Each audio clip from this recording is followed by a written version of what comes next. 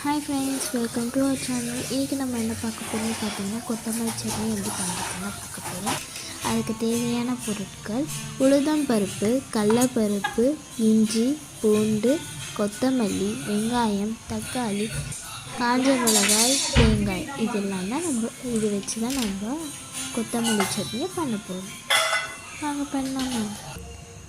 அதுக்கு ஃபஸ்ட்டு நீங்கள் கேஸில் ஒரு பானல் வச்சுட்டு எண்ணெய்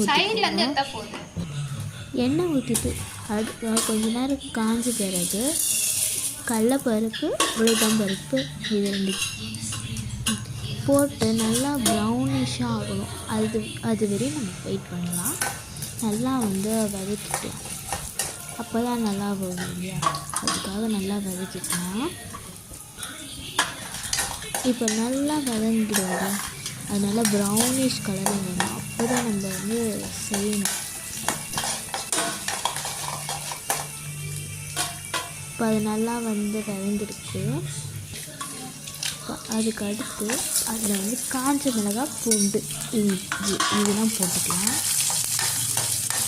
இப்போ போட்டு அதுவும் நல்லா வதக்கிக்கணும். இதெல்லாமே நல்லா மிக்சடாக பண்ண முடியும். அதுக்காக அதெல்லாம் நல்லா வதக்கி ஒரு பிளேட்டில் வச்சுக்கோங்க. அதுக்கு அடுத்து என்ன பண்ண போகிறீங்கன்னு பார்த்தீங்கன்னா, அதே வானலில் நான் வெங்காயம், தக்காளி வச்சுருந்தே அரைஞ்சி அது போட்டுக்கலாம். போட்டு அதுவும் நல்லா வதங்கி விட்டுக்கலாம். அது லாஸ்ட்டில் தான் நம்ம அதை அரைச்சி போடணும். அதுக்காக அது நல்லா வதங்கிட்டோம்.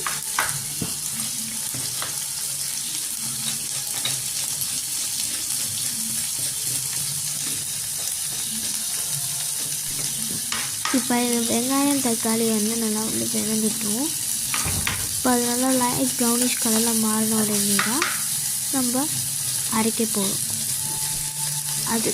அது நல்லா ப்ரௌனிஷ் மாறட்டும்.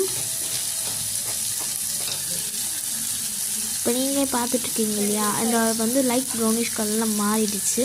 இப்போ உடனே எடுக்காமல் கொஞ்சம் ஒரு 2 மினிட்ஸ் அதிலே இருக்கட்டும்.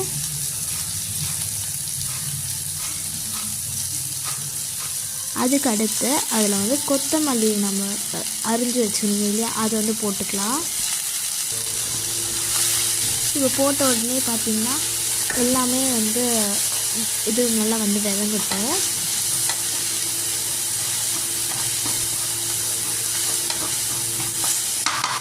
இப்போ பார்த்திங்கன்னா கொஞ்சம் வதங்கிருக்கு. அது நீங்களே பார்க்குறீங்க.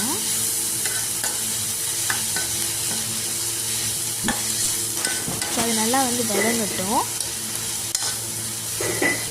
இப்போ பார்த்திங்கன்னா நல்லா வதங்கிடுச்சு. இப்போ அது புளி அது போட்டு நல்லா வதக்கிக்கலாம். அதுக்கடுத்து நம்ம தேங்காய் சீவி வச்சுக்கலாம். நம்ம ஆல்ரெடி சொல்லியிருந்தோம் தேங்காய் அது தேவையான பொருட்களில் வரும். இப்போ அந்த தேங்காயும் நல்லா சீவி வச்சுக்கலாம். இப்போ அதை நல்லா வதக்கிக்கலாம். இப்போ லைட்டாக வதங்கிருக்கு இல்லையா? இந்த ஸ்டேஜில் ஒரு தட்டுக்கு மாற்றிக்கலாம். அது கொஞ்ச நேரம் ஆறட்டும். ஆறின பிறகு அதில் உப்பு போட்டுக்கலாம். உப்பு போட்டு அரைச்சி எடுத்துக்கலாம்.